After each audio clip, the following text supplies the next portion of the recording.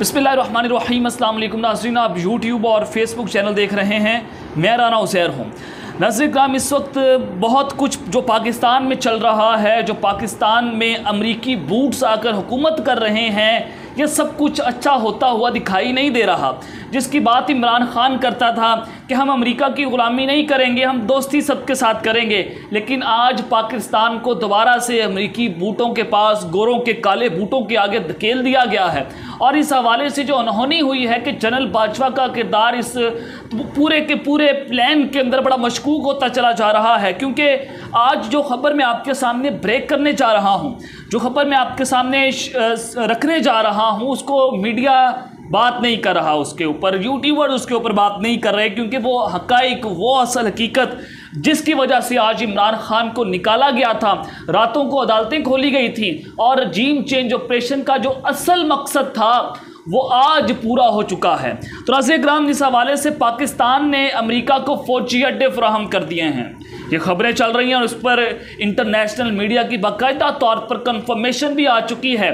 लेकिन उस अमेरिकी अड्डे फराहम करने के बाद आपने ये भी देखा कि अगले ही दिन आज ही पाकिस्तान में जो 12 से 13 रुपए के करीब जाकर डॉलर जो है वो एकदम से नीचे गिरा, जिसकी मिसाल पाकिस्तान में नहीं मिलती, और ये बड़ा रिकॉर्ड डॉलर जो है उसकी कमर टूटी।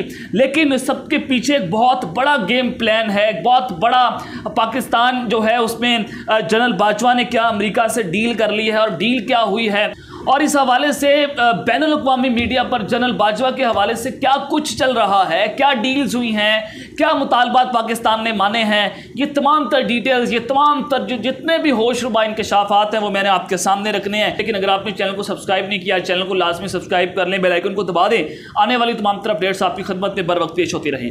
नाज़रीन कराम, आपने तरतीब से डेवलपमेंट्स को देखना है और आपको बड़ी आसानी से चीज़ें समझ आएंगी। जब आप डॉट से डॉट कनेक्ट करते चले जाएंगे आप ऑटोमेटिकली मेरी बात को आसानी से समझ जाएंगे। अब आपने ये देखना है कि 3 दिन पहले अमेरिका ने अफगानिस्तान में एक ड्रोन अटैक किया और उसमें ड्रोन अटैक में एक बहुत बड़े जो उनका दुश्मन है एमिन अल ज़वाहिरी, उसको मार दिया गया। और इसको कहा जा रहा है कि जी अलकायदा का एक बहुत बड़ा लीडर था और इसको अफगानिस्तान के कैपिटल काबुल में मारा गया है, ड्रोन अटैक के ज़रिए मारा गया है। पाकिस्तान का इस पर कोई ऑफिशियल बयान जो है वो सामने नहीं आया, क्योंकि इस ड्रोन के हवाले से खबरें ये चल रही थी। देखें कि ड्रोन तो उड़ा, ज़ाहिर अमेरिका से तो नहीं उड़ा। अब ड्रोन का रूट क्या था, क्या पहले बताकर अमेरिका ने पाकिस्तान को पहले बताकर ये ड्रोन अटैक किया, या फिर ड्रोन अटैक करके बाद में अमेरिका ने बताया, या फिर बताया ही नहीं? तो ये कुछ सवालात थे जो मैंने आपके सामने भी रखे थे।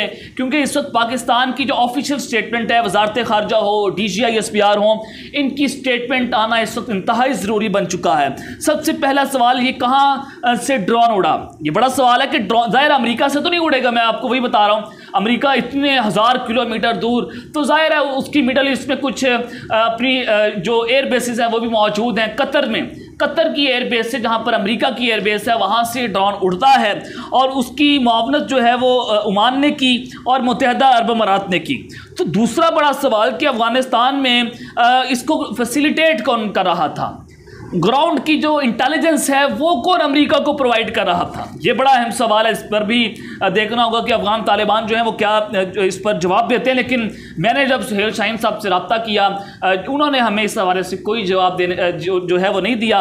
उन्होंने इससे गुरेज किया कि वो हमें कुछ जवाब दें। लेकिन उस सब के अंदर फिर नाज़रीन कराम तीसरा सवाल ये पैदा होता है कि ऑब्वियसली हवाई अड्डे, फ़ज़ाई जो एयर स्पेस है वो किस मुल्क की इस्तेमाल हुई है। अब इस पे पाकिस्तान का किरदार जो है वो बड़ा मशकूक होता हुआ दिखाई दे रहा है। अब अमेरिका के पास 3 ऑप्शन थे। एक तो ईरान की एयर स्पेस जो है उसको इस्तेमाल करके अफगानिस्तान में ड्रोन अटैक किया जाए। क्या ईरान जो है वो अमेरिका को इस तरह की एयर स्पेस देगा? जिस तरह से ईरान और अमेरिका के दरमियान क्लैशेस चल रहे हैं, मामलात इंतहाई ख़राब हैं और ईरान जो है वो अमेरिका को अपना बहुत बड़ा दुश्मन समझता है। तो इस सारी डेवलपमेंट्स के अंदर ईरान जो है वो किसी सूरत अमेरिका को अपनी एयर स्पेस इस्तेमाल करने की इजाज़त नहीं देगा। सेंट्रल एशियन कंट्रीज़ के ज़रिए अमेरिका ड्रोन जो है वो गिरा सकता है अफगानिस्तान में। इस वक्त रशिया की सेंट्रल एशियन स्टेट्स पर इतना ज़्यादा असर रसूख है, इतना ज़्यादा होल्ड है, वहाँ की GDP रशिया के हाथ में है। तो सेंट्रल एशियन कंट्री से कभी भी रशिया की इजाज़त के बगैर अमेरिका अफगानिस्तान में ड्रोन अटैक नहीं कर सकता। अब उस सबके बाद एक ही मुल्क पीछे बचता है, पाकिस्तान। अब यहाँ पर आपने इंटरनेशनल मीडिया की रिपोर्ट्स देखनी है और इंटरनेशनल मीडिया इस पर क्या कुछ कह रहा है ये देखना आपके लिए इंतहाई ज़रूरी है। लेकिन उससे पहले जनरल बाजवा ने सेंटकॉम के चीफ से रब्ता किया। अब आपने ये चीज़ें देखनी है, सेंटकॉम के चीफ से रब्ता हुआ, फिर उसके बाद IMF के हवाले से अमरीकी मदद की दरख्वास्त की जनरल बाजवा ने वेंडी शेरमैन से, और फिर कहा गया देखें जी हमारी मैशत दिवालिया होने जा रही है, खुदा के लिए पाकिस्तान की मैशत को बचा लिया जाए और अमेरिका IMF से रब्ता करे और रब्ता करे जी पाकिस्तान को फौरी तौर पर जो $1.2 अरब की किस्त है उसको जारी कर दिया जाए। और फिर हमारी वजारत खारजा ने इस तमाम तर राब्ते से लाताल्लुकी का इजहार किया कि हमें नहीं पता था। वजारत खारजा का ये बयान है कि हमें नहीं पता था कि जनरल बाजवा ने वेंडी शेरमैन से या सेंटकॉम के चीफ से रब्ता किया है।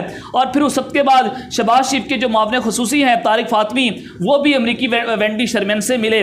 और नाज़रीन इकराम फिर आपने ये भी देखना है कि जी इमरान खान का मौक़िफ़ था कि हम अमेरिका की जो है उसकी जंग का हिस्सा नहीं बनेंगे, हम प्राय बंदूक जो है या किराए की बंदूक जो है वो नहीं बनेंगे, लेकिन हम दोस्ती सबके साथ चाहेंगे। लेकिन इस सारे राब्तों के बाद जो मैंने राब्ते आपके साथ 1 by 1 शेयर किए, आपने फिर देखा कि फौरी तौर पर IMF ने कहा जी पाकिस्तान ने तो फौरी तमाम रिक्वायरमेंट्स अपनी पूरी कर ली हैं। क्या ये रिक्वायरमेंट्स थी जो अमेरिका ने डू मोर का पाकिस्तान से मुतालबा किया था? क्या कुछ मुतालबा हुआ? क्या डील्स हुई अमेरिका के साथ? ये बड़ा इंपॉर्टेंट है। जनरल बाजवा का किरदार इसमें बड़ा जो है वो कॉन्ट्रोवर्शियल बनता चला जा रहा है। फिर आपने पाक आर्मी का हेलीकॉप्टर गिरते हुए भी देखा, और फिर उसमें हमारे कोर कमांडर बलोचिस्तान थे और बलोच शरपसंद ग्रुप या इंतहा पसंद या फिर जो लैथकी पसंद ग्रुप हैं, उन्होंने इस हेलीकॉप्टर के गिराने की जिम्मेदारी भी कबूल की। मैंने आपको अपनी एक वीडियो में भी इस हवाले से तमाम डिटेल्स रखी हुई हैं। लेकिन ISPR के मुताबिक जो है यह हादसा खराबी मौसम के बायस पेश आया, लेकिन वो एक हादसा नहीं बल्कि साजिश थी। और उसी दिन अमेरिका ने अफगानिस्तान में ड्रोन अटैक भी किया, और ये सब के सब रजीम चेंज ऑपरेशन के ही तमाम तर करता धरता है।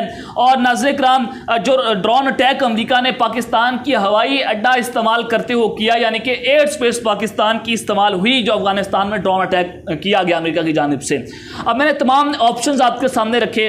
उस ऑप्शंस के बाद आपको ये बताता हूँ कि अल जजीरा, ये तस्वीर आप स्क्रीन के ऊपर देख सकते हैं, अल जजीरा की ये रिपोर्टिंग है कि पाकिस्तान ने अपने एयर कॉरिडोर जो है वो अमेरिका को, US ने जो ड्रोन अटैक किया है उसके हवाले से पाकिस्तान ने अमेरिका को एयर कॉरिडोर दिए हैं।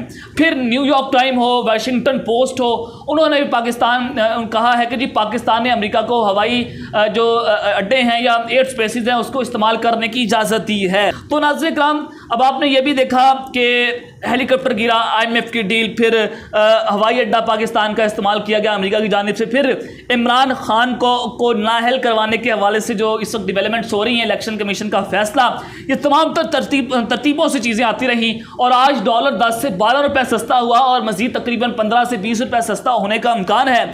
और जनरल फैज़ को भी आज खबरें आ रही हैं कि जनरल फैज़ को भी हटा दिया जाएगा कोर कमांडर पेशावर से।